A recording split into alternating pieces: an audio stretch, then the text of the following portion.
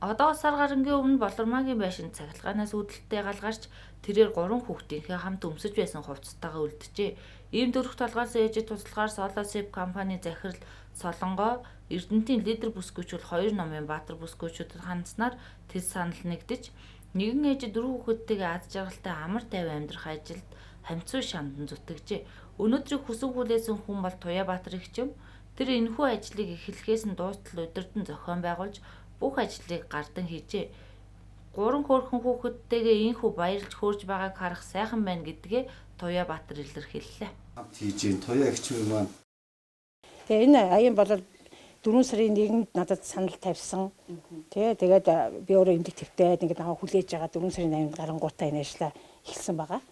Тэгээд энэ Соко гэж охин одоо ингэ бас сошиалар ийм явж байна. Тэгээ энийг танаа энийг удирдаад ингээд нэг юм сайхан зүйлийг хийгээд байгаа ч. Тэгээ энийг хамгийн гол нь Эрдэнэ хотын одоо Эрдэнэтийн лидер бүсгүйчүүд номын ерөнхий редактор тэр нь Баатарт орсон дандаа Баатар бүсгүйчүүдийн дэмжлэг 50-аад бүсгүйчүүд нийлж хөрөнгө санхүү босгоод тэгээ бүгдээрээ энэ аянаа эхлүүлсэн байгаа. Тэгээ энд бол маш олон хүний халуун сэтгэл орсон.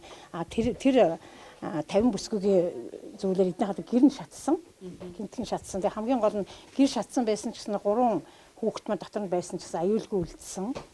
Тэгээ тэрэнд бас би маш их баярлж байгаа. Тэгээ одоо тэр хүүхдүүд маань ирүүл сараад бүгдөө тэгээ гадын дэлөө өөдөө тэгээ бид нартай учирсан азтай тэгээ одоо та нарыг харж байгаа ийм сайхан шатсан байсан гэж одоо ерөөсөө ич бүрэн тавилгатайгаар ийм сайхан засвартайгаар ингээд өнөөдөр дууссан.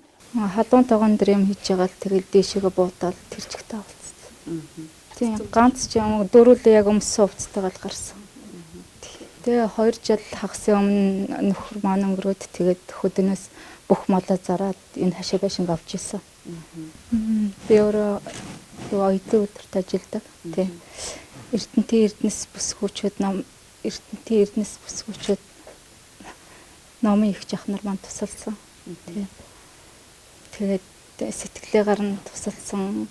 Туяа эгчтэй маш баярлалаа гэж хэлмээр. Тэмдэглэлээ дашнамтай маш сайн бүхэн багшийн Туяабаатар эгчийн хувьд ямар ч зай үлсэн аян хүмүүнлэгийн ажлыг хийхдээ гүйцэтгэл сайтай байж бие биенээсээ хариу нэхгүй байхыг хүсдэг. Мөн бусдад тусалж байгаа нэрээр өөрсдийн муудсан хуучин зүйлээр туслахыг хүсдэггүй. Учир нь тус гэдэг дээд зэгтээ хүрсэн сэтгэл учраас энэ ажлыг жишг хэлбэрээр авч явахыг хүсдэг байна.